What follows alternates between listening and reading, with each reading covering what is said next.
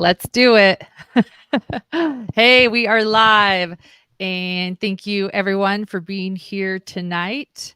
We are live from location, two separate locations. We are not, I guess we're always in separate locations, but not like this, not hundreds of Right. miles away from each other. So, Well, one location is like, I don't know, 15 feet away, and this is this is like 800 miles away. So yes. Yes. Thank you to those who are joining in with us, especially after my live Friday night. I am out of town, missing my husband and co-host, Dr. John Matthias, but so grateful he can be here tonight. Just so everybody knows, this is going to be a live where we're going to process a lot together because a little bit of info. Dr. John just finished reading both civil lawsuits that were filed and filed in the 3rd District Court in Salt Lake County against Tim Ballard, Operation Underground Railroad, and its board members. And yeah, so I even right before we jumped on this live, we've been so busy and so much is going on here where I am that I haven't even I asked John what he thought, and he said, just let's go live. You'll find out. So yeah, we'll figure it out as we go, since we're in separate locations and we really haven't had a chance to talk. But there's a lot to talk about. We'll have to kind of ask good questions and have some audience help maybe, and we'll put the pieces together. Yeah, a special thank you to our moderators that we do not always thank them enough because they always kind of underplay what they do. But I do want to thank our mods here tonight. They are incredible. And recently we had a hidden gem run into another hidden gem in the Midwest, and they shared how much they loved our moderators. And it was such a great story. So I do want to give them a shout out. We have some amazing moderators here. Thank you for all you do. All right. Yeah. I am on a couch in a small apartment, staying with family members. Polio, thank you so much. Thank you to everyone who supports our channel. John, let's just start with, I'm going to start with what I wanted to ask you before, and I hope it's okay. What did you think? What are your thoughts? Process it with us. Tim Ballard, really quickly, Tim Ballard, Operation Underground Railroad, the subject of the movie Sound of Freedom. And yes, he plays a part in other cases we cover. Go ahead. Sometimes people will say, you didn't explain who it was. Okay. So there you go. So I guess the first thing I would say is, for those of you who haven't listened to our first episode of Tim Ballard, I'd recommend going back and listening to that, because I think that's a good introduction, and we talk a lot about many things we will not talk about tonight. So tonight, I think we're going to do more of a deep dive into the civil suits and the documents, and we're going to hear from a lot of the victims. So in that sense, I don't want to repeat or cover a lot of the material we already covered, but there's so much new stuff here. I think, there really is. I think that the fact that there's multiple victims, more or less all saying the same thing, it certainly gives a lot of credence to their stories and to their accusations. I guess we should say too, obviously these are not criminal charges. These are civil complaints. So that's quite different than criminal. And these are alleged. They're not, this hasn't gone to trial. It will go to trial, I'm sure, but it hasn't. So at this point in time, obviously Tim Ballard is still innocent of anything and all the charges. And so that we should probably say that disclaimers before we start.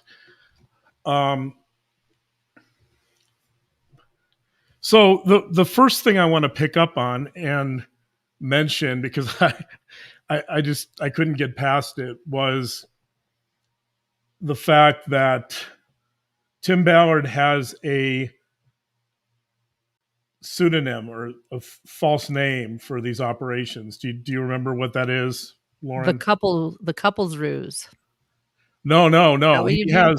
He has he has a name for himself. So his name is Brian. Oh, yes, Brian. Okay, Brian, right. But there's one place in, I don't know, in over 100 documents, there's one place where one of the victims actually identifies his last name. And his full name as an undercover op is Brian Black. Yes. Brian Black. So let's start with that, because I mean, if you're going to pick a name, Brian Black is a really interesting name to pick in the sense that, I don't know. For those of you who watched Westworld, I know that wasn't a hugely popular show, but it's a fascinating show. Westworld featured a character played by Ed Harris, fascinating character, kind of the face of darkness in that particular show. But the character in Westworld that Ed Harris played was called the Man in Black.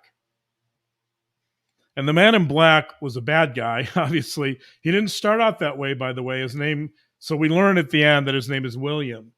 And in some of the earlier episodes, William enters Westworld as kind of this, he chooses the white hat, the white cowboy hat, and the white outfit.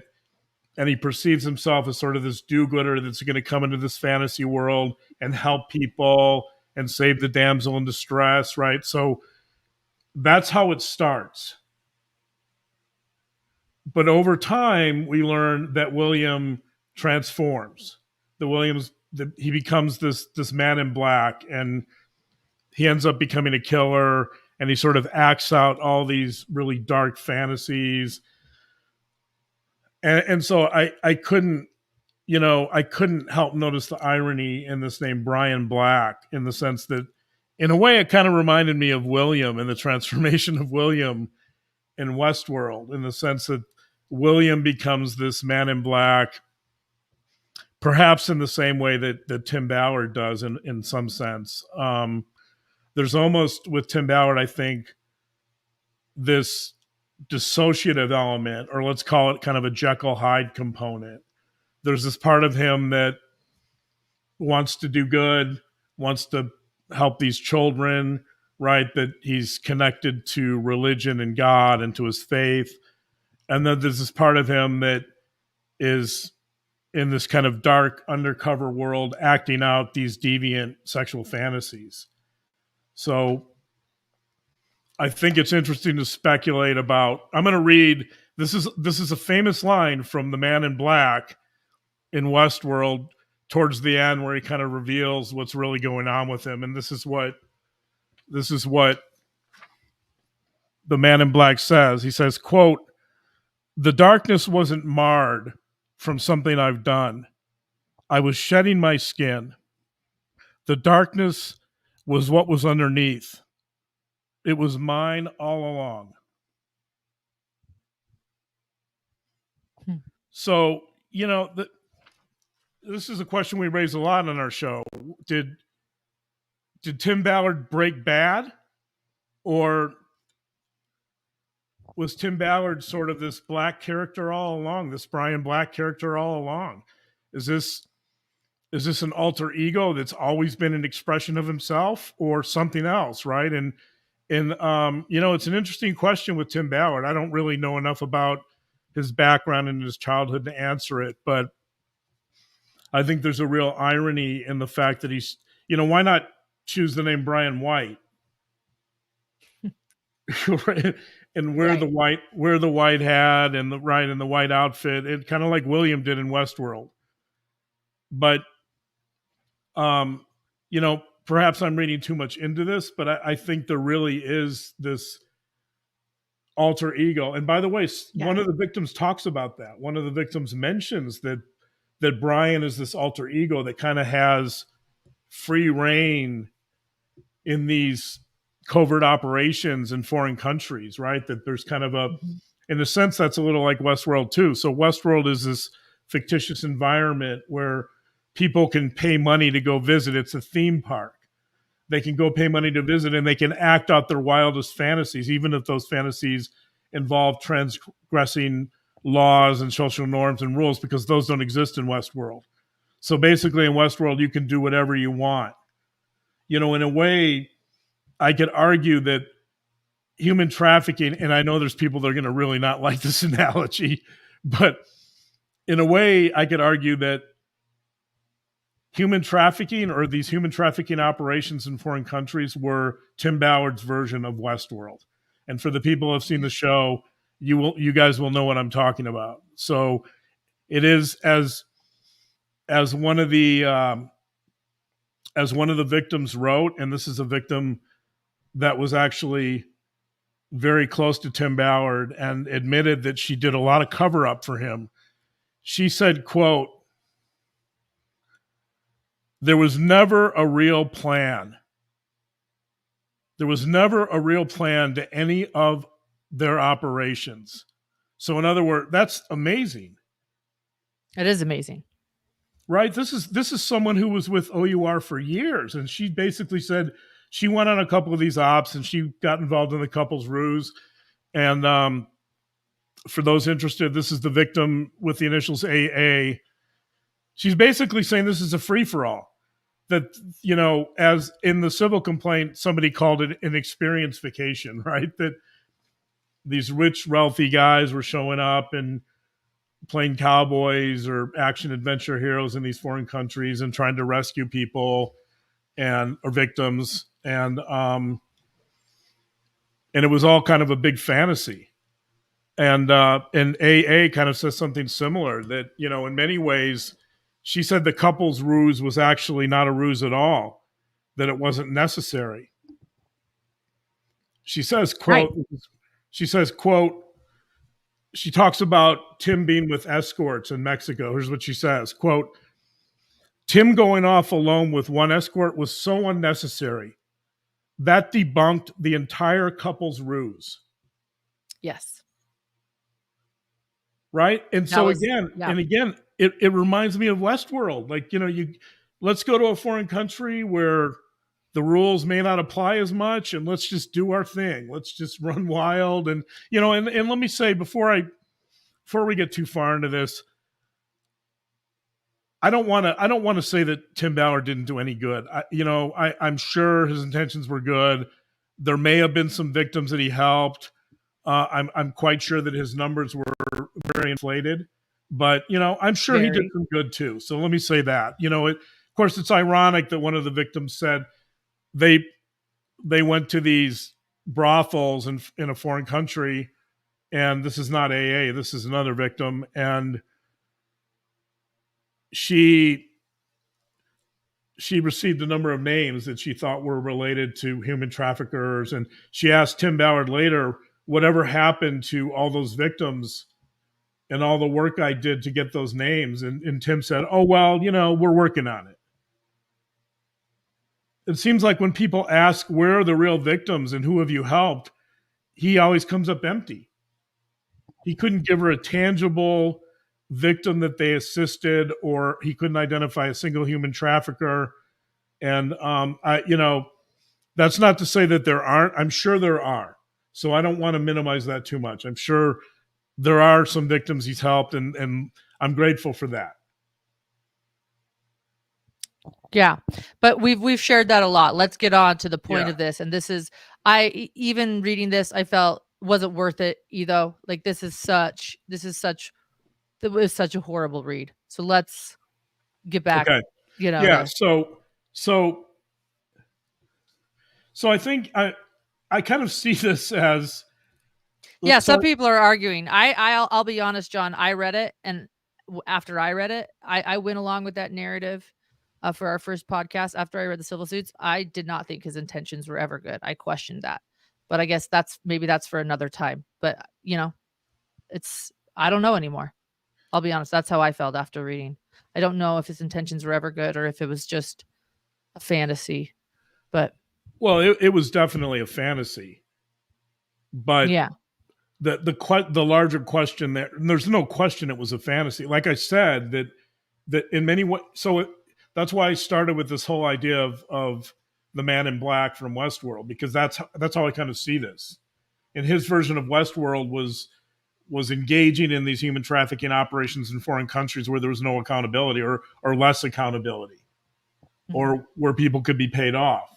So yeah, So I in that sense, you can't argue that the Man in Black or Brian Black, who is Tim Ballard, has necessarily has good intentions. So I'm not saying he has good intentions at all.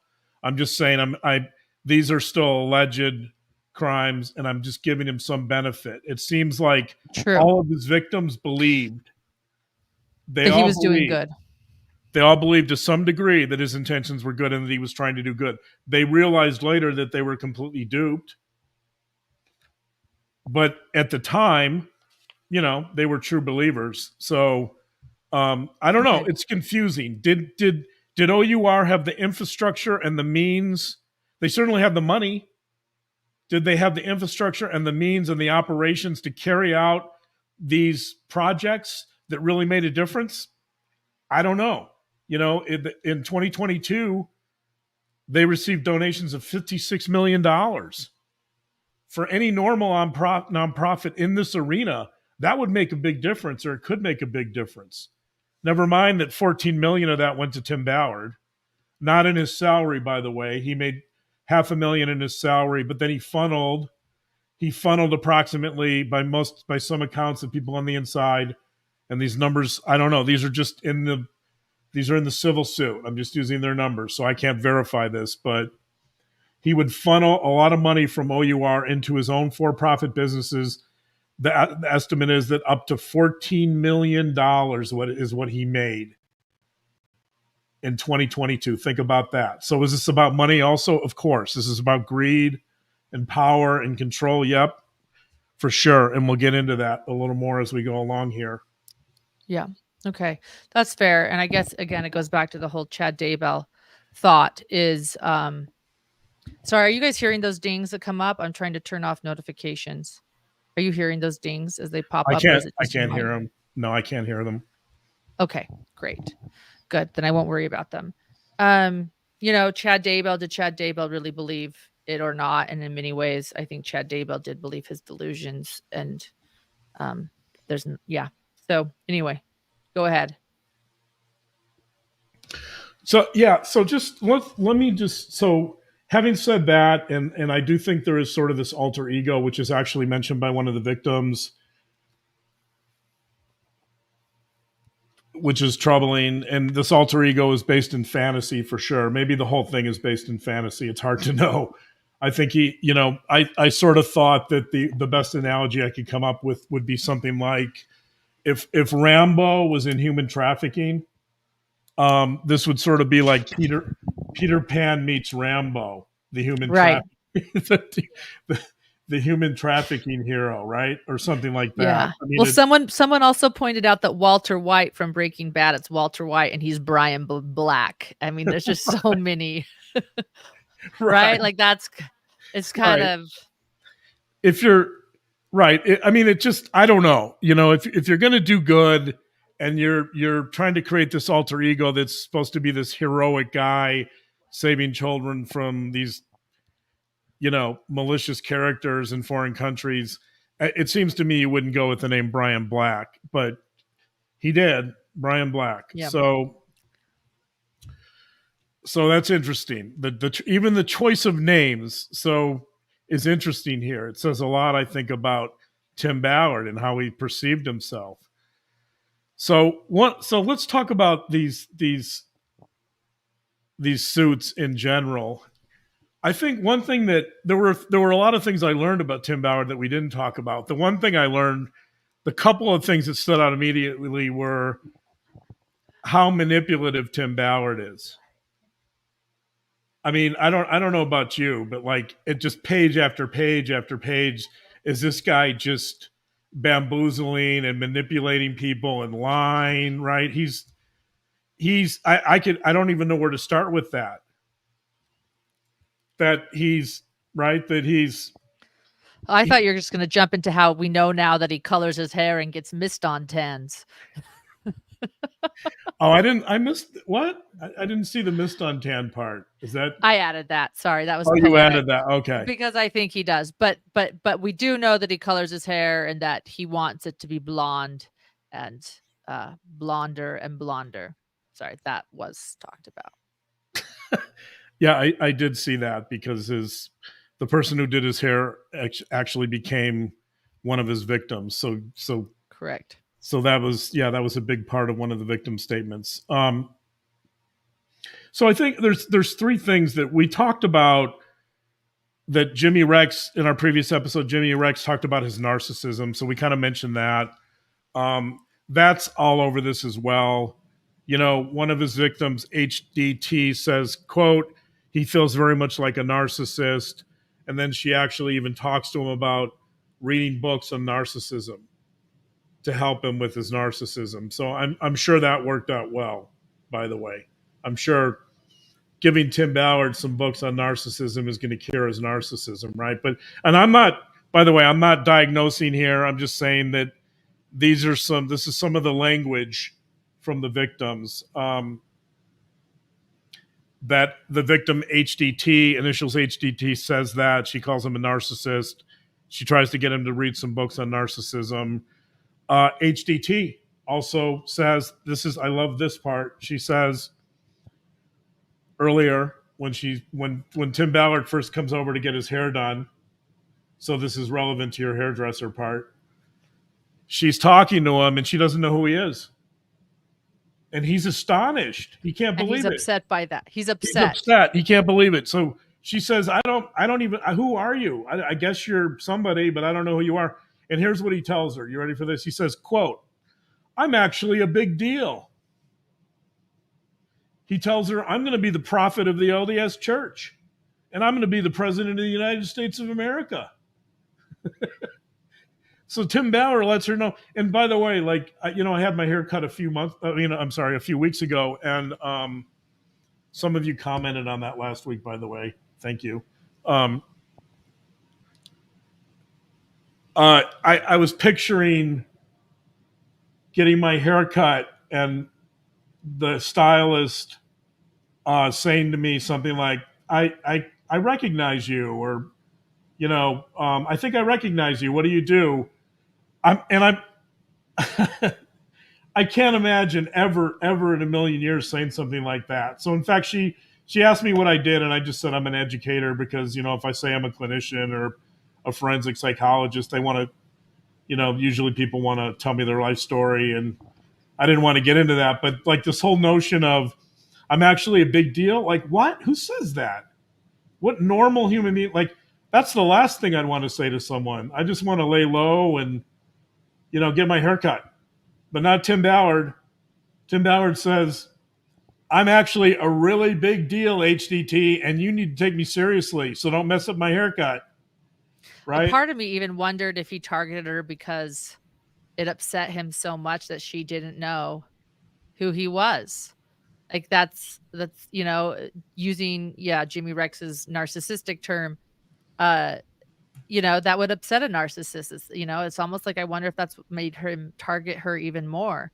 It's because she's going to know who I am and she's going to come with me and be my couple ruse partner. Just a thought I've had too.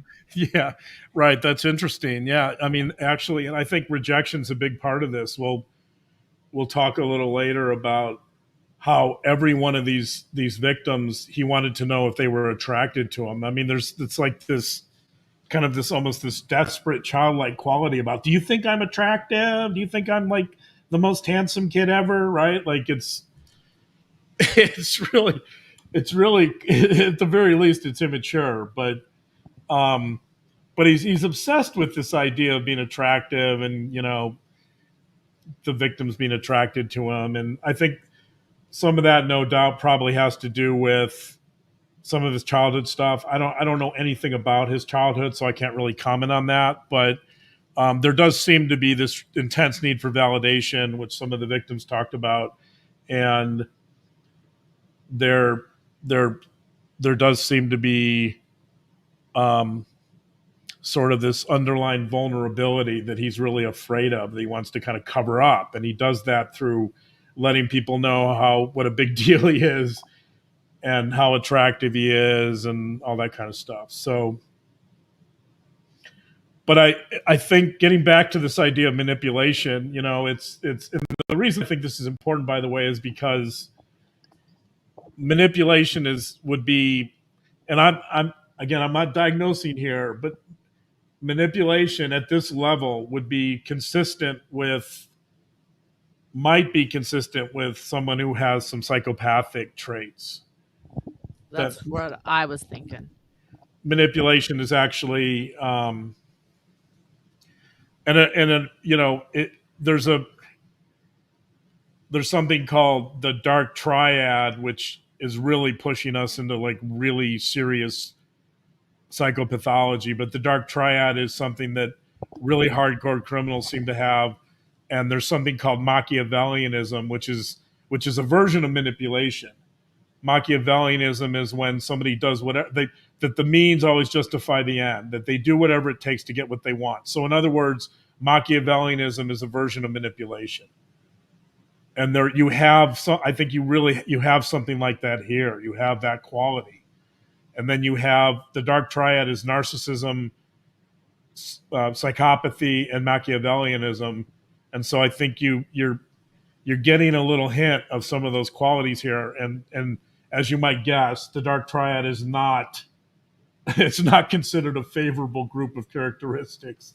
So, some of the greatest criminals of all time would show the dark triad. So, and I'm not saying those necessarily apply to Tim Ballard, but the level of manipulation here is amazing. And some of the examples would be the non-disclosure agreements he requires of everyone, his constant repetition of this idea that this is life and death, that this idea of extreme secrecy, that if you talk about this, we're all going to be killed. The cartels are going to jump in here and they're going to kill us. And all the victims said that he was constantly talking about, taxi drivers and Uber drivers. They're all watching us, and everyone's watching us because we're so important. And we know, they all know that we're trying to save the world, and they all want to stop us, and they're all evildoers. Like, it's such a manipulation. It's such an amazing level. He tells one of the victims that if you ever leave me, I'm going to put a bullet in my brain. Or if you ever reveal these secrets, I'm going to put a bullet in my brain. So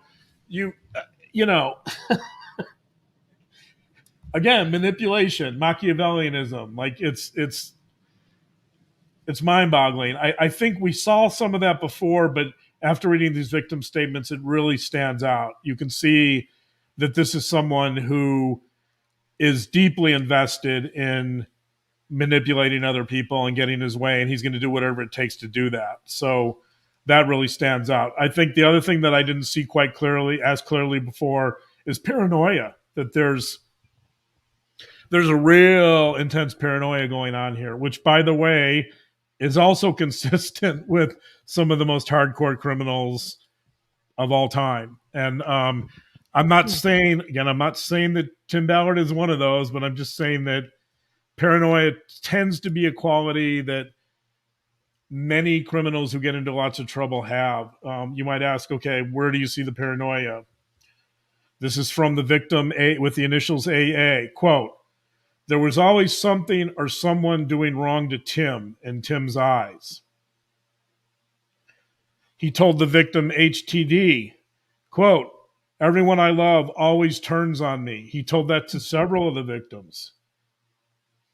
So not only is there this paranoia about people watching him and trying to get him and trying to hurt him, but he also likes to play the victim. So he steps into the victim role. And there's one point where one of the victims is going to leave him, and he kind of has this meltdown. And basically he tells her, look, I'm just trying to save the world here. And all these evil people are trying to harm me. And I don't understand why all these people want to come after me. Because I'm just a do-gooder. Even though his name's Brian Black, I'm just trying to do good and save the world, and I don't get it. Never mind that by harming a number of people, these victims and apparently many other more, there's a lot of allegedly, there's a lot of other victims out there too who have not come forward, but over a period of well over a decade of doing this, it's it's not hard to imagine that there's many people that he may have potentially harmed. Yeah. What do you think about how he took his son with him to some of these clubs in Utah, and he trained the victims in the couples room with his son there? Yeah, I didn't know, it didn't say his son's age, so I wasn't quite He had just sure. gotten back from a mission, so he would have been 21. Okay. If or he would be 20, 21 ish, because boys go on missions, around 18ish, sometimes 19. I think my They reaction was probably similar to the victims, which was that it's appalling. Yeah, He's bringing his son into these strip clubs to apparently teach him the ways of OUR, I guess. But the irony of that whole situation is that he's doing this training with the victims so that they can get in character when they go on actual operations, right? But he's doing it in the Salt Lake Basin. So he's going around to strip clubs where they know him, right? right. That's never talked about, but he has to be known. He's probably the best known guy to step through those doors because he goes there all the time to supposedly train people, right? And Right. so I'm thinking this is bizarre. Like he's going into these strip clubs that he's been in probably 100 times, and he's bringing his son in there. He knows what goes on in there. He knows there's going to be lap dances. He knows he's going to interact with the escorts or whatever. He know. I mean, so I don't know how that's relevant to training someone to be in the couple's ruse. There's something really Right. odd and salacious about it, right? I think, and that's starting to move us in the direction of sexual deviancy. If there is some sexual deviancy here, that's where you start seeing it. That. Yeah, Yeah, go ahead. and Kelly points out, he was grooming his son right along with the women he groomed. Someone else pointed out, yeah, Tim also gave his son pills to take. Like, that's an interesting moment to me. I agree. It's one thing to, I mean, I Well, don't know, to take your son along with, I don't. It's hard to believe. I mean, clearly, it's not something I would ever envision myself doing. But yeah, right. He's trying to. I think that's accurate in the sense that he's trying to normalize this type of behavior for his son. So I guess what he's trying to do, he's grooming his son to take over his role at some point. I guess or that, that's a good point, grooming his son to think that this is okay and this is what it's about too. and that if That this is normal. his son starts doing these covert ops or whatever they are, that his son can learn how to do it, and his son can also learn how to objectify women and belittle them and treat them this Yeah. way. I do want to say this. I do have some inside info. Take it or leave it. I vet my sources, but it's a source. People are asking about the family, and I do believe at this moment in time, his wife is standing by him, believing that strip clubs are something he needs to go for training. Similarly to just a person's training, that it's part of what he should do. I've also heard from this person that he has been excommunicated from the church, and that they both feel it's unjust, both he and his wife, that she just thinks that strip clubs are part of saving children as well. I don't know how it would be hard to believe that when he clearly knows every strip club in Salt Lake City. He knows their owners, he knows their patron, right? He knows everything that goes on there. I don't like to go in those strip clubs and get lap dances and interact with the escorts on a sexual level. That's not training. Right. And as someone said, I think he was doing it to make his son think it was normal. It isn't training. And then think about it, right? A 501c3 is probably then donating the booze and the visits to the strip clubs because it's under training, under the guise of training. Well, not only that, you have, as they pointed out in the civil suit, as the attorney who filed the civil suit pointed out, I think donors should know where their money's going. He's using that money essentially to fund his sexual deviance. And if it's not deviant in the sense that maybe it's consensual, it's not consensual with these victims, by the way. We'll talk more about that later. But in the strip clubs where he knows everyone, including presumably the strippers, maybe that's consensual, but he still doesn't need to do it. And he's also using the context of the strip club to commit crimes with his victims, in the sense that, right, he's trying to train them, and he's using that context to have them perform lap dances and sexual acts on him. Right. So yeah, that was one of the ironies, is that only a few of these victims actually went on ops with him. Most of them were just in training, or right, or they were going to local strip clubs, or they were going to his house or their house, or but nevertheless he convinced them that they had to practice, right? There was this training practice component to everything he was doing, and most of the victims rightly suspected that something was amiss when he was doing that. Like, what, one of the victims a couple of the victims were actresses, and they said, well, I can get in character whenever necessary. Don't worry about it. Just, we don't need to practice. And he said, oh, no. Nope. I need to know that there's chemistry. I need to know that you're attracted to me. Right. Yeah, he would say, no, this is life or death. You don't understand. I need to know that you can do this because my other couple ruse partners didn't do well and they got us in so much danger. You really have to show me you know what you're doing. I mean, how manipulative. So I'm going to read from one of the victim statements here on this issue. Ballard said he needed to know. This is the victim WW, initials WW, page 6 of her victim statement. Or Ballard said he needed to know WW was attracted to him. Ballard asked WW if she was attracted to him, to which WW said, not in that way. Ballard asked how WW Ballard asked how Double W could convince traffickers of chemistry then. She told him she did not need to practice because that was what she was trained to do as an actor, to get into character when in role, but only on action and out on cut.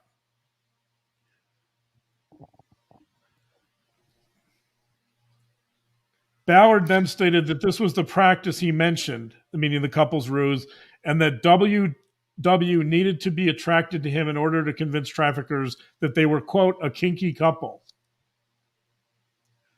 So she finally convinced him that this attraction component, first of all, he's hurt that she's not like instantly attracted to him. She didn't say, yeah, I think you're the most handsome guy I've ever met. She says, I'm not attracted to you in that way. Which also is manipulative, because he said to the women, oh, all these ruse couples fall in love with me, and it never works out. It never ends well because they always fall in love with me. So, right. And everything's a test too. He tells them that everything's a test. So, are you attracted to me? She's like, not in that way. And then that makes him, and he's not happy with that. Well, I need you to be. It's just, So this is the best part. So let me conclude this. So he convinces her that attraction's important and she needs to be attracted to him and to show that she's attracted to him. And so she finally agrees. And again, I'm reading from the victim statement here, page 6, quote, WW approached Ballard in the hallway outside of Ballard's office and put her hand on his chest and spoke to him seductively, saying she could turn it on if she needed to, and then pull back immediately. But at that point, Ballard got excited and said, quote, oh, good. Okay, you can do this. So in other words, she doesn't find him initially attractive. He convinces her that she will or that she can. So she does this. She just, out of the blue, she approaches him in the hallway. she is in this instance, she initiates the physical contact, and that excites him, right? He's thinking, oh man, yeah, okay, she is attracted to me, even though she admits like she's just doing this as an actress. And but that's what sells him on bringing her on an op, is that she actually performs this physical act, or this touching moment, and he believes now that she's attracted to him and that she can do it. Yeah, Kathleen, I agree. It's predatory behavior. Predator Right. behavior. Yeah, I agree. It's very predatory. It's predatory and opportunistic. He's extremely opportunistic. John, and if you have somewhere you're going, I don't want to interrupt you, but you've worked with many sex offenders. That's more than any other type of criminal. This is what you do. Yeah. I'm curious what you make of this, I think in general compared to other work. One second. Hold on. I need to mute myself.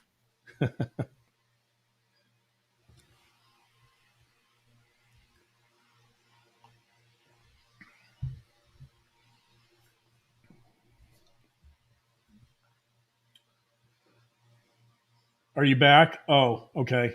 No, I'm just go ahead and answer the question sorry.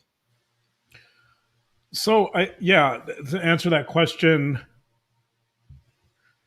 I think there's so many different types of motivations that sex offenders have, like any criminal.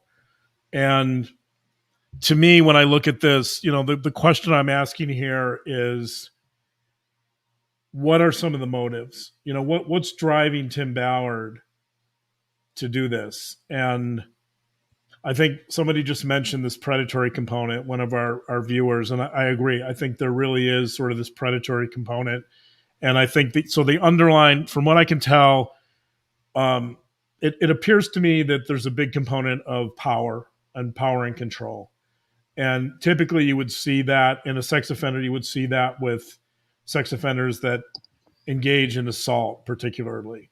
That a lot of times assault, and I have to be careful, I'm not using the terms I would normally use because of YouTube. So Right, we're not trying to ever minimize anything. We just skip over.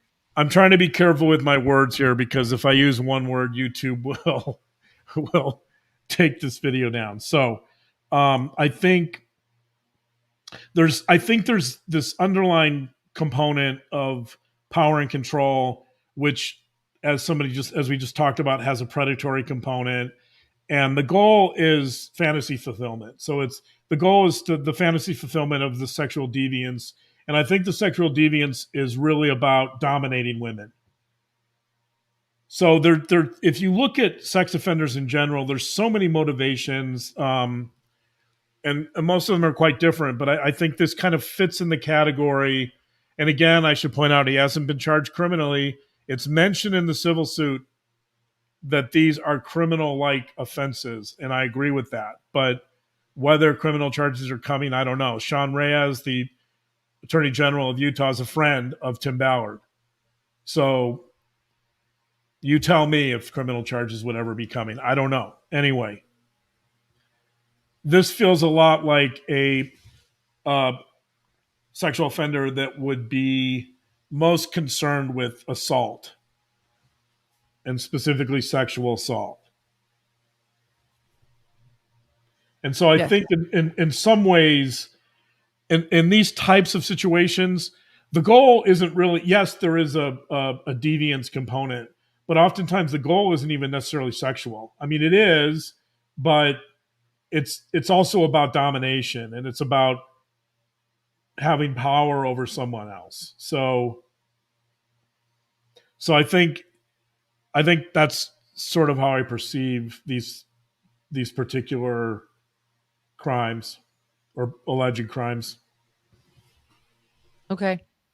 Thank you. I was curious, yeah, how you perceive this, and if this were all accurate and this was a pattern and this is, all true, um, risk factor wise. Oh yeah, he definitely has a clear MO. I think that he tends to, in terms of criminal acts, I think a lot of this is what we would call lewdness. So lewdness would be, I think a lot of people think, one thing that's interesting about this civil suit is that the lawyer who authors it says, well, there were certain rules, like there couldn't be any penetration and there was no kissing, right? And so some people might read that and think, oh, wait a minute, those aren't sex crimes. But the reality is that if you fondle someone, even if you fondle them over the clothes, which means if you touch someone over the clothes, that's a sexual offense. That's called lewdness. So, and Tim Ballard was doing way more than that. Tim Ballard was, in many cases, he was getting very aggressive. There are moments in these statements that are just, in some ways they're just it's I don't know, for somebody who claims to be saving children from human trafficking, it's unimaginable that that person would engage in this type of behavior, because there's there's instances in here where he pushes the victim against a door, pins them against a door. He pushes them down on the bed multiple times. He pins a victim against the wall. He grinds on the victims. He gropes them. He fondles them. That's all either lewdness or assault, depending on how it gets interpreted, and depends on the state. But it's, and the reason that's true is because it's not consensual. So if any of that was consensual, in the sense that if you pin someone up against the wall, and he, in one case, he pinned someone up against the wall and he pulled up their shirt and he started kissing their stomach, like, if that's consensual, that's one thing. But it wasn't consensual. The victim did not want that act to occur. And so that's what makes it a crime. That's what makes it lewdness. Yeah. I hope. I hope that criminal charges come down in this situation. I do. Um, Yeah, it's pretty serious. And it's I very guess serious. it's very serious. In fact, I don't know if I'm going to read it, but in the victim statement by HDT, if you read the last part where there's an assault occurring, um, the language is, it's really horrendous. That she tells him to stop multiple times, he doesn't stop. She says she's terrified. It's very hard to read, and it's entirely consistent with the criminal act that would be considered a word I can't say. Let's call it assault. Yeah. Someone wrote a little bit ago with a question. They said, they watched an interview with him. They felt uneasy about him from the very, very beginning. Yet everybody else, so many other people didn't see it. This is according to a question far back. And they wanted to know what it is. And I think that, and maybe I should just simply ask you, you see this again and again. People really, really trusted him or still trust him. And yet other people see through him, and the just the controversy of the movie Sound of Freedom shows that some people have always been wary of him, while other people see him as a hero. What is it? What can we look for? What is it that you see again and again? I know that you saw red flags with him. I know that you and I have been talking about him for a long time. As a psychologist, what do you see? I think if someone is making claims that are preposterous, if somebody is saying that something is too good to be true, it usually is. So if you're claiming that you're going to save all the children in the world from human trafficking, that's preposterous. Nobody's going to do that. Human trafficking is a real problem. I agree. I totally agree with that. It's a problem. We need a lot of help to help victims. And we talked about on our last show, most of them are right here in our backyard. They're not in foreign countries. There are some in foreign countries, of course, but I think the reason you can see through someone like this is because he's promising something that he's not going to deliver. And there's something it's right that he's his version of utopia. So in any cult, they'll promise you utopia. Chad Daybell is going to promise the New Jerusalem. The victims actually talk about the new covenant. He's promising that, the new covenant. That's a world where sin is erased. And we could just go up to the, I guess the New Jerusalem.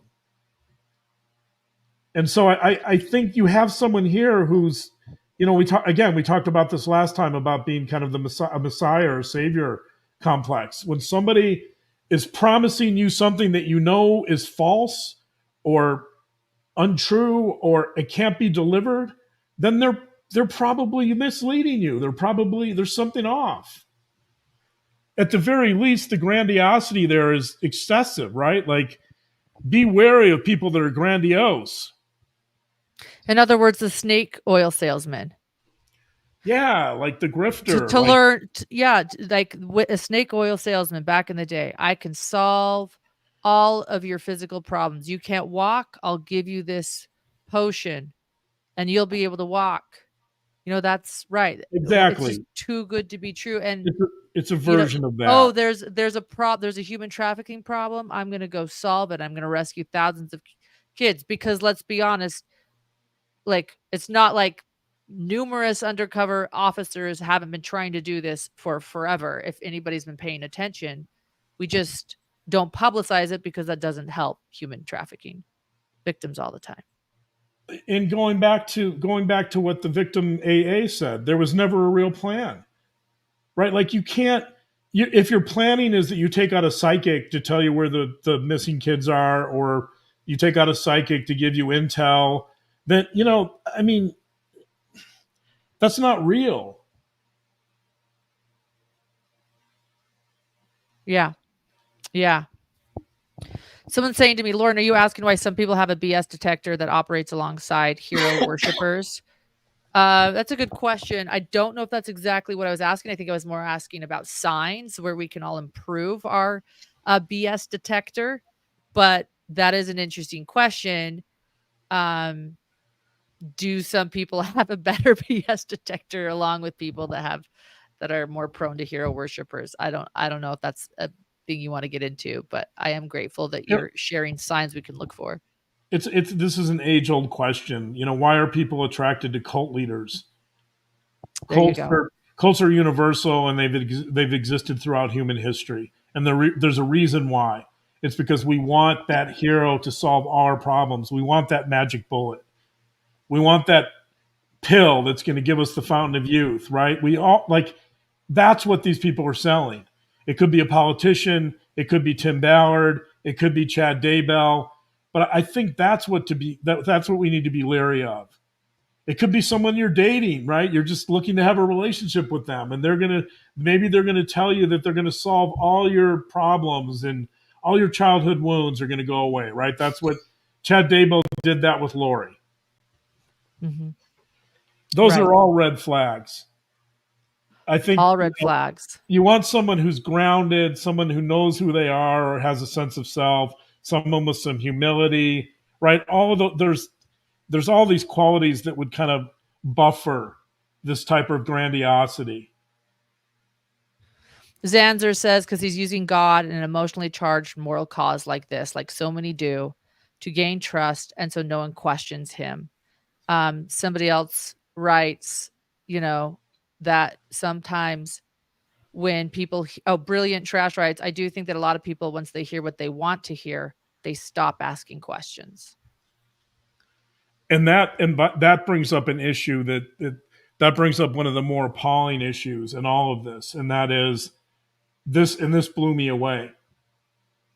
So this is in both civil suits. This absolutely blew me away. But the couple's ruse was a policy. In other words, as the lawyer says in the suit, the couple's ruse was institutionalized. So think about that for a second. In other words, everybody that they know about it, they sanctioned it, they supported it, they affirmed it. And especially people at the top, the board, the upper administrators, they all knew about the couples route. In fact, they knew about it to such a degree that they wrote it into their policies and procedures. Right? That's Right. amazing. Yeah.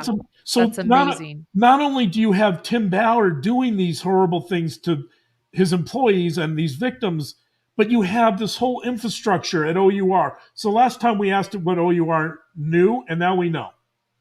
You have this whole infrastructure, administrative infrastructure at OUR supporting this and condoning it and being complicit.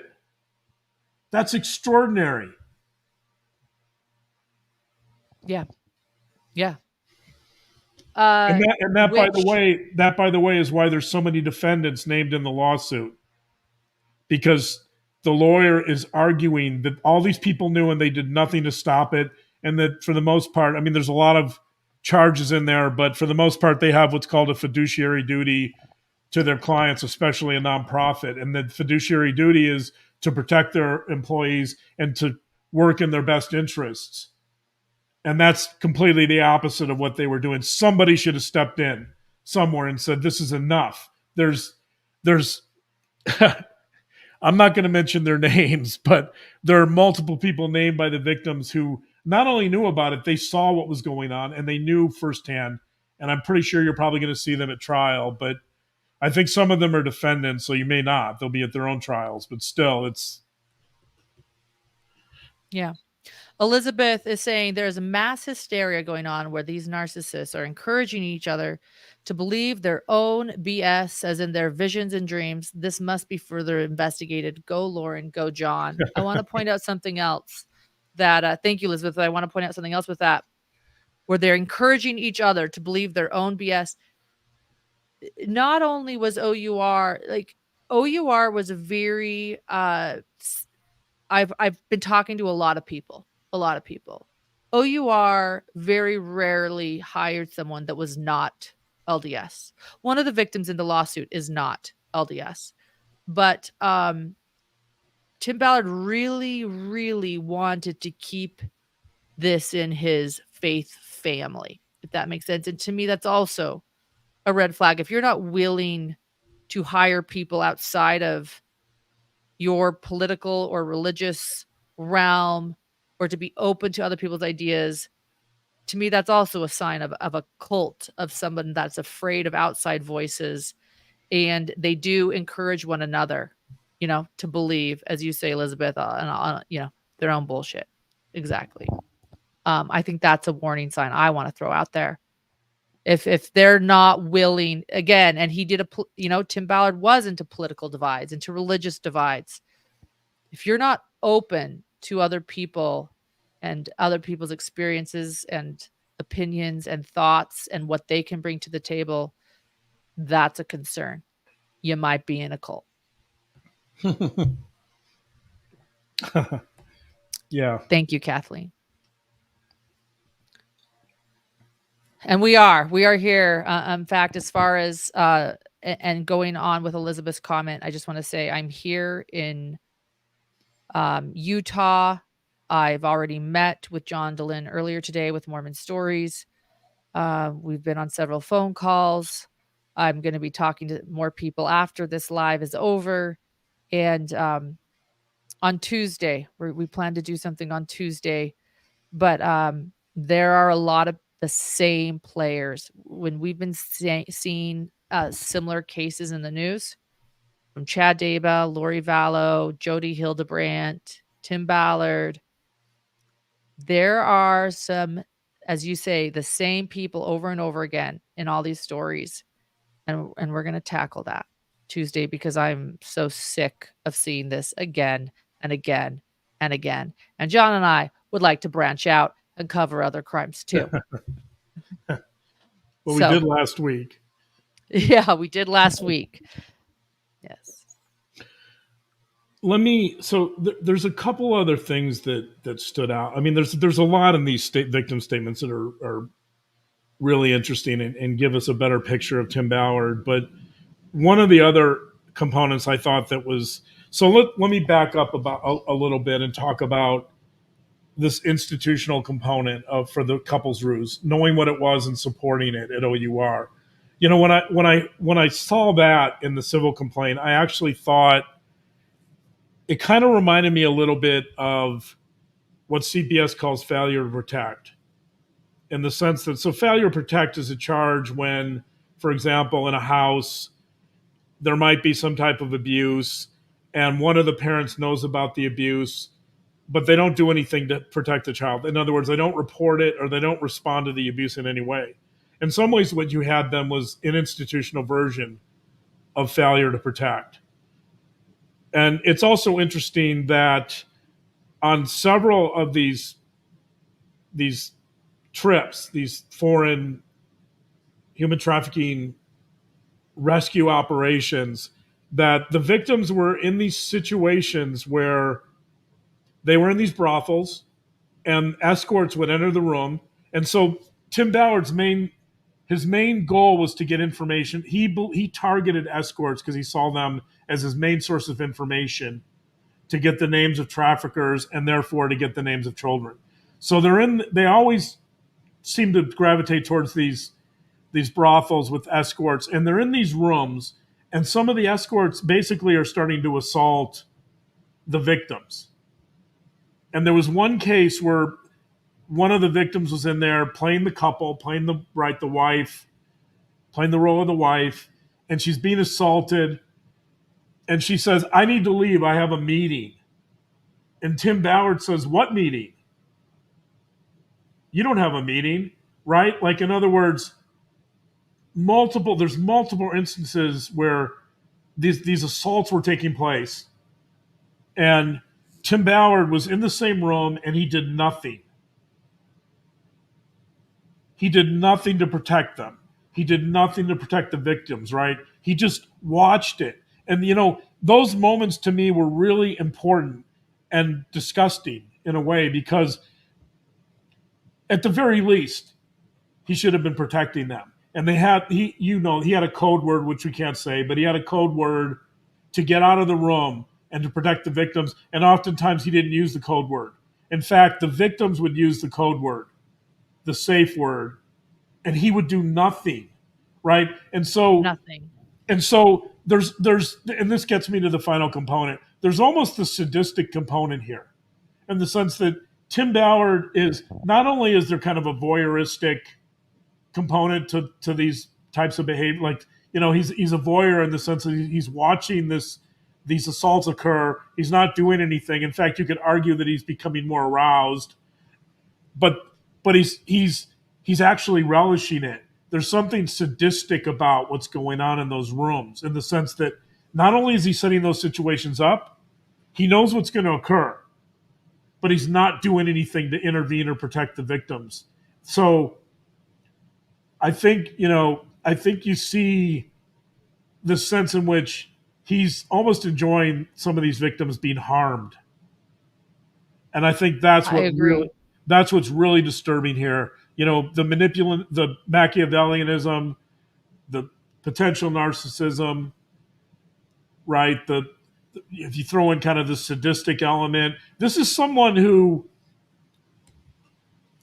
potentially could hurt a lot of people. It seems like he already has.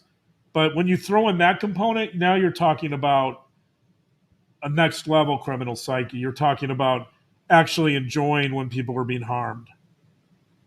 Yeah, those stories were really disturbing to me. And then the code word that we won't share here, the code word added to it. The code word was not a fun word for these women to say. The Yeah, code word was part of the fantasy. It was an upsetting thing that they had to say, it was because you didn't demeaning. want it was a demeaning thing that they had to say. Yeah, Like, it all showed that it was like some act. Yeah, that he wanted to watch. So they're saying something demeaning while being in a situation that is frightening, and he looks and watches. right. And not once, not twice, many, many times. Yeah, and then if they choose to leave or save themselves, he says, "Oh, why'd you do that? We were so close to getting phone numbers of traffickers." And he would know Spanish and the women would not, so they would not know what he was saying. Add that to it too. They just had to truly trust him. Well, there was one instance with one of the victims where the victim didn't speak Spanish. He was actually making sexual jokes with the escorts, and I can't give details because again YouTube, but he was making reference. He was kind of joking about certain sexual things, and the escorts took that as a signal to engage or to assault the victim in the room who didn't speak Spanish, and they did. And he thought it was funny. And when I say assault, I mean like full on sexual assault. Question by Cece. She did reach out to me before the show and wanted us to expand on the code word. It was a demeaning code word. Why did he choose that? You know, I think it goes the F back to the F word was involved in it. So if the underlying but issue is domination or power and domination, I think it has to do with that. I think the code word reflects this desire to kind of humiliate and dominate these victims, not just the victims, but the women in these countries that he's interacting with. yeah. Yeah. I've heard from several people. I want to point out one warning sign that I think is always underlooked when it comes to spiritual manipulation, and spiritual manipulation is definitely part of the couples ruse. And I think that's why the majority of his victims shared his same faith. You know, it's much more easily he's much more easily able to manipulate them spiritually. But so he is always talking about his wife Catherine, who seems, very innocent in all this and believing of her husband. And he's always sharing how amazing Catherine is in his speeches, how she is more spiritual than he is, how she is just wonderful, how she has sacrificed so much that she's a widow, that she's amazing. And someone else wrote me, and their family member also was an OUR employee. And they said it was very similar in that um, this person was a man, but that he was always on the phone. And when they were at family functions, he would finally get time off of work, he would be pulled by Tim personally and have to talk to Tim. And then Tim would tell the wife she was a saint. You are a saint. You are so spiritual. And then people would kind of respond to her, "Oh, you are sacrificing so much so your husband can do such good." That's like a really great way. I just want to say this in my opinion. Calling someone a saint is a really great way to get them to dismiss poor behavior. So, like, for example, someone acts poorly towards someone, rather than holding that person accountable and saying, "You know what, you should be with your family and you should stop working." You just call the other person that's dealing with the bad behavior a saint. Catherine is a saint. She's so spiritual because she's dealing with shit. So rather than holding Tim Ballard accountable, just call the person who's dealing with it a spiritual saint. That is something I see again and again in spiritual manipulation. And I just want to point that out. My grandmother, stayed with an abusive man because people called her a saint. Like, stop the sainthood. Start calling the person out doing, who has poor behavior, rather than calling the people who are being affected by the poor behavior a wonderful person for dealing with it. It's something I want to point out too. I see this with Tim Ballard.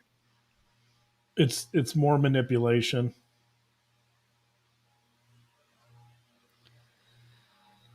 Yeah. So, sorry, but that's what I want to point out with spiritual manipulation. If Right. someone if someone calls you a saint again and again and again for putting up with poor behavior, it's probably um, to get you from calling the person out for their poor behavior. Thank you, Hava.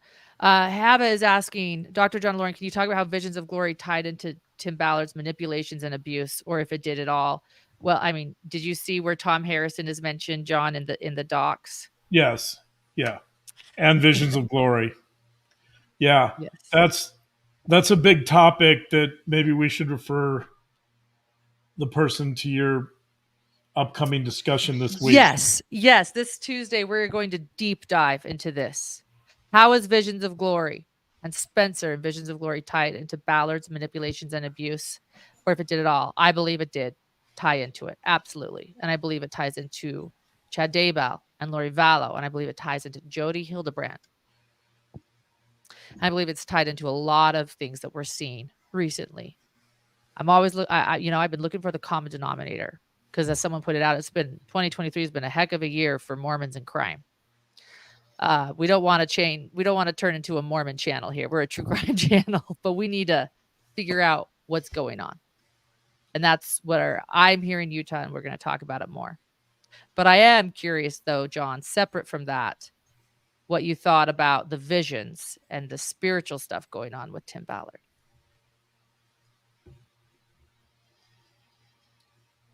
Yeah. Well, I mean, it puts them. I think there are relevant analogies with Chad Daybell. It Yeah. it it moves this from being from having to do from being kind of an organization to help victims of human trafficking into something else, into more of a cult or a spiritual endeavor, right? It changes the playing field a little bit, and it certainly moves Tim Ballard from being kind of this action adventure hero into being something else, a cult leader, a prophet. He says he's going to be the next Mormon prophet. Obviously, he's not now because he's been excommunicated. So apparently, he didn't see that coming. But the all of the same elements that you see with Chad Daybell, that he sees angels, he believes that he's been married in past lives. He tells one of the victims, "We were married in a past life, therefore it's okay if I do this." He's going to be a future prophet. He's going to be a senator. He's going to be president of the United States. He has visions and dreams. Like, it's all right. It's all the same stuff, but it's what I think it's definitely what kind of changes the context here from maybe I don't know, a secular or maybe a normal organization that's on the ground trying to deal with human trafficking to something else.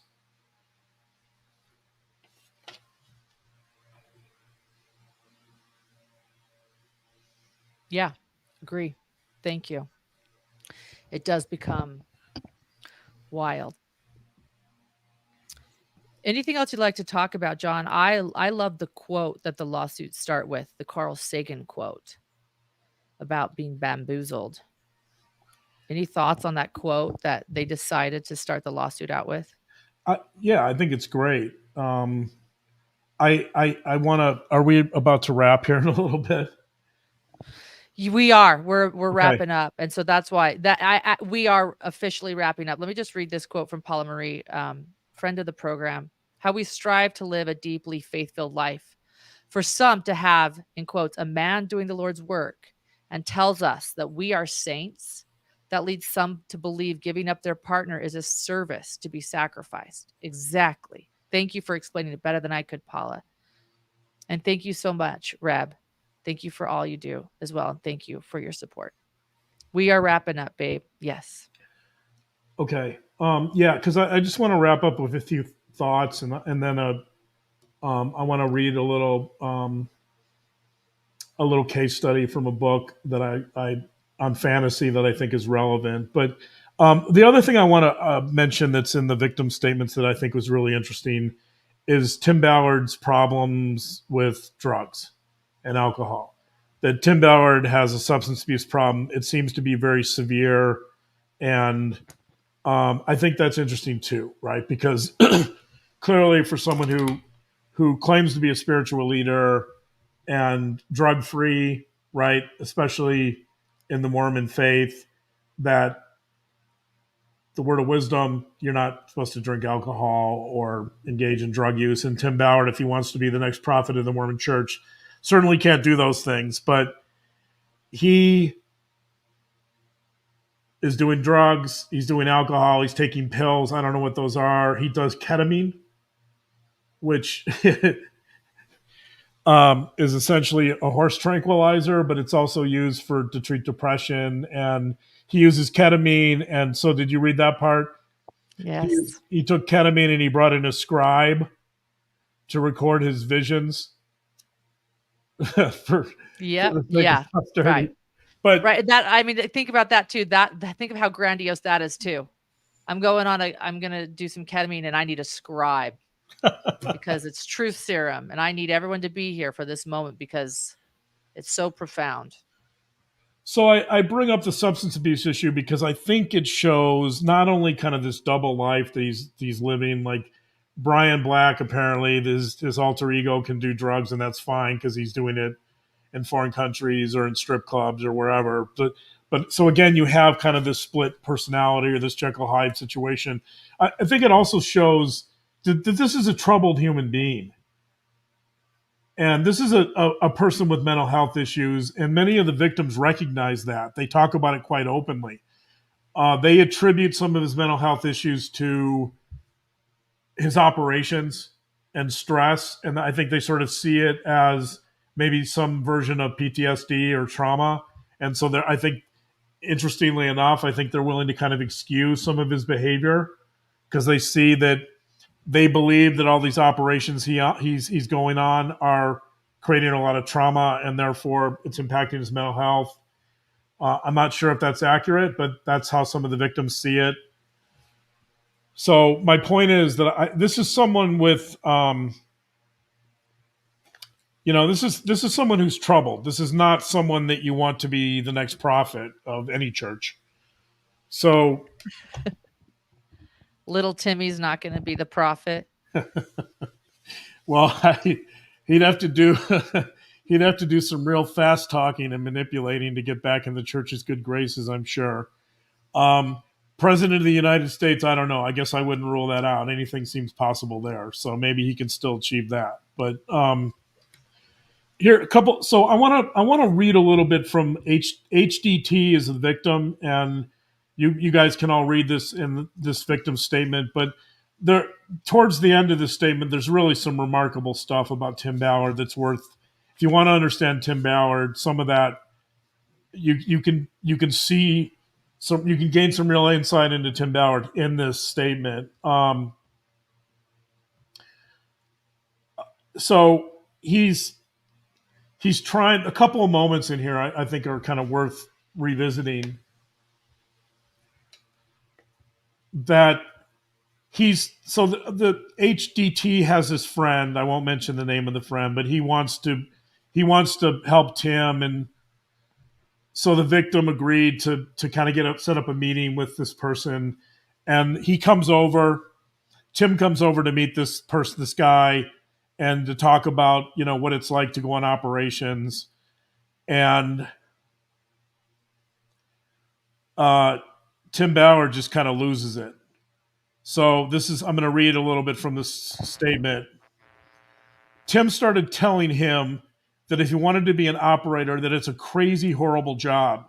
He started being very, very vulgar, talking about things that they have to say to traffickers in order to get them to believe that they are there to buy children. He was saying horrible, awful things about things he would want to do to kids. And his face changed. His demeanor changed. But not only that, it was like he kind of couldn't get out of the mode. He couldn't change back. He became vulgar, and I didn't recognize him. And that's when Tim started freaking out. He was opening my cupboards and slamming them. So the victim leaves the room. She says, I went upstairs and I could still hear Tim yelling. I shut my bedroom door. I was honestly afraid. He was yelling, and I could hear doors slamming and my cupboards opening and shutting again. I mean, so, why is that an important moment? Number one, Tim Ballard has this real streak of aggression and Yes. violence, right? Like that's not a normal. So the purpose of this meeting was to convince the friend or talk to the friend about getting into trafficking. And it becomes this out of control, over the top, aggressive door slam. And this isn't Tim Ballard's house, by the way. This is at someone else's home. He's One of the slamming, women's home. Yeah. right. He's slamming cupboards, and she feels afraid because he's so out of control. So this isn't some docile, patient, right, kind guy who's just going to listen and give some feedback. He just absolutely loses it in a moment when he shouldn't lose it, right? And so I think this gives you a little picture. Again, let's go back to the analogies we started with about Brian Black. This is a guy who is showing us right here that he can be extremely aggressive and that he has a lot of inner rage. I don't know exactly where that comes from, but it's there. So here's another moment from the same statement by HDT. This is really important. I'll just throw this in because we're talking about it. Tim Ballard believed that he and I had been married in a different life. That is why he was so physically attracted to me and emotionally attached to me. I'm going to be careful what I'm going to edit some of this because I don't, because of YouTube. Tim put his hands underneath my shirt in the back and he started to pull up my shirt. But about a month before, I had just had surgery. So I told him to stop. I said, Tim, that hurts. He said he'd be careful. I was nervous. I didn't want to hurt myself, but I didn't want him to hurt me. I was really nervous about the situation. I was trembling. I asked him multiple times to stop. He kept saying to me, just trust me. You can just trust me right now. All I could think to say was just stop and ask him what's going on. And he still had his hands underneath my shirt and he pulled it off the top of my head. He said, I just want to see you. I was trying to get off the couch. I told him it was hurting me. I wanted to get up. He was standing over me, so I'm having a hard time standing up. I turn over on my stomach and finally stand up. As I'm standing up, he takes his shirt off and he grabs me and he just hugs me. He said, I just need to feel you. I just need to be skin to skin. The victim says, I'm honestly terrified. I'm not sure what to do. I felt scared. I felt nervous. I said to Tim, this isn't you. He yelled a little bit and he said, quote, I don't even know who I am.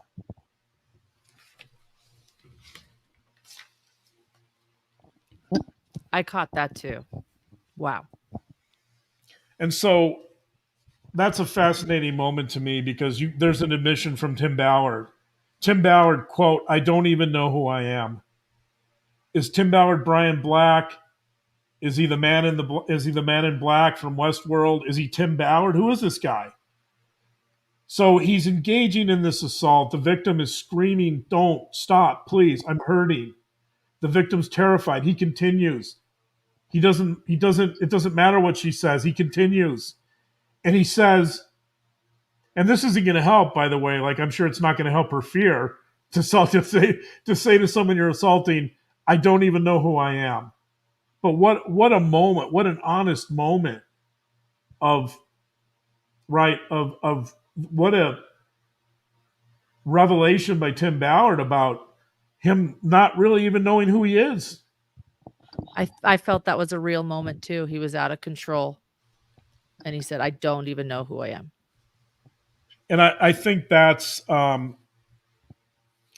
of the crux of this. That if you think about the story of Narcissus is that he looks in the pond and he only sees his image and he sees how beautiful he is and he only loves himself.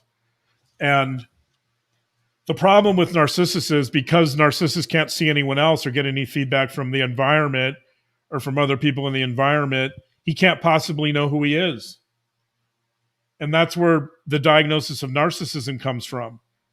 That when you only see yourself and you only reflect on yourself, you really can't learn who you are, and you really can't gain any insight into who you are. And so that moment is amazing. I mean, it's a terrifying moment because you can feel HDT's pain and fear, and yet here you get this kind of unfiltered confession from Tim Ballard about who he is, and he doesn't know who he is.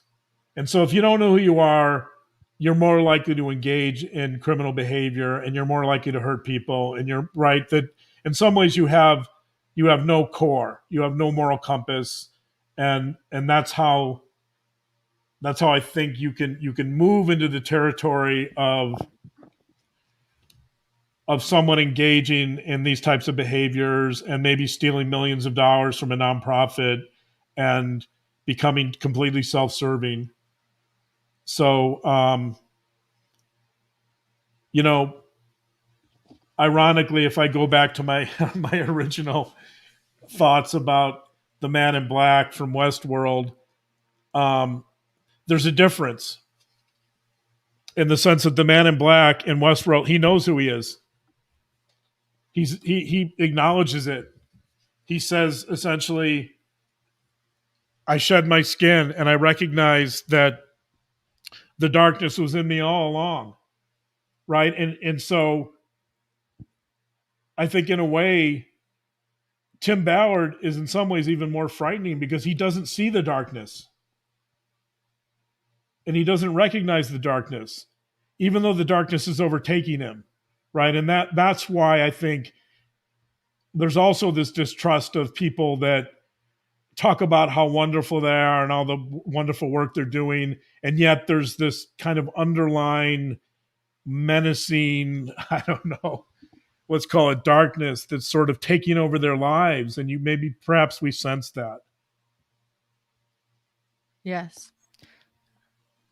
When you've convinced yourself you're the good guy, then how can anything you do possibly be bad? I like that, Sterling. Yes, exactly. Anything else, Dr. Babe?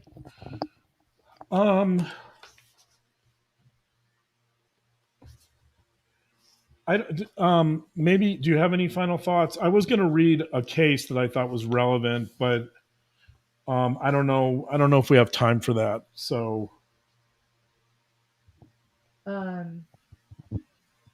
yeah, I don't know either, but I don't want to cut you off if you have important things to share for us. let me just, so maybe I'll just wrap with this. This is, so I'm reading from, this book is called By Force of Fantasy, How We Make Our Lives. It's by Ethel Person, Person. It was published in 1995. It's not a new book, but it's a fascinating book about the role of fantasy in our lives.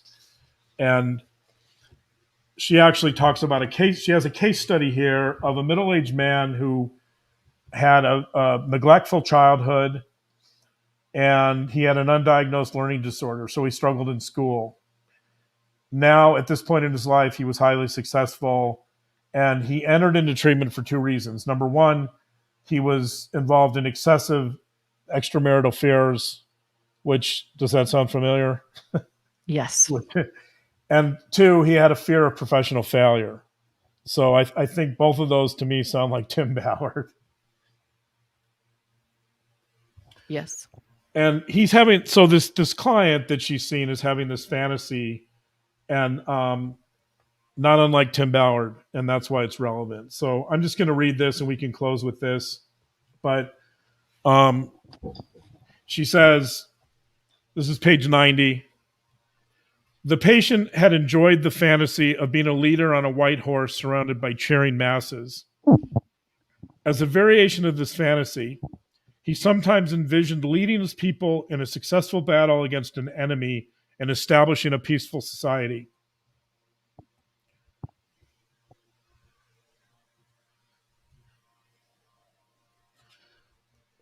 I understood this fantasy as a defense against the patient's inner reality, covering up feelings of weakness and inadequacy and his resulting rage. The fantasy was a leitmotif in the patient's psyche, needed to reinforce his inhibition against his own aggression and to reverse his self-image from victim to charismatic leader. Beginning in his student days, when he had been punished and ridiculed for his poor performance in school, the daydream had assuaged his shameful feelings of powerlessness, comforting him and providing narcissistic gratification. So I remembered that case. I don't know why, but I remembered that case the last time I read this book, and I for some reason I thought that you have the same dynamics there with Tim Ballard. That the fantasy is the same. It's this fantasy of being the leader on a white horse and leading people successfully into battle, right? And the purpose of the fantasy is to cover up feelings of weakness and inadequacy, and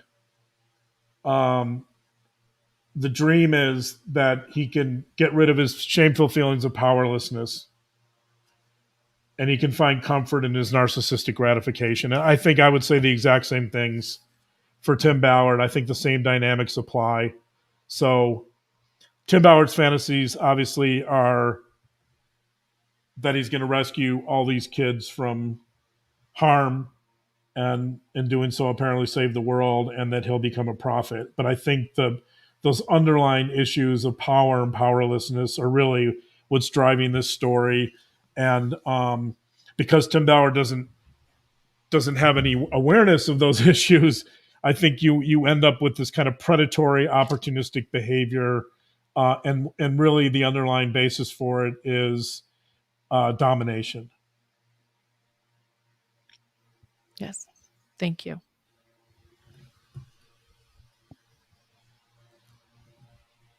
Anything else? Nope, that's it. Okay, good. I never want to cut you off. That's why I ask. End of story. Thank you, everyone. End of story. Done. Thank you, everyone, for being here tonight. Thank you for subscribing. Thank you for liking our channel. Thank you for joining Patreon, patreon.com/hidden2crime, a place where if you appreciate our content, it means a lot to us for you to join Patreon. It's a place where you can support us, and we do try to give back and share just for Patreon episodes and other things that you'll find there. Thank you, everyone. Thank you to our moderators. And again, just stay in touch. Plan on Tuesday.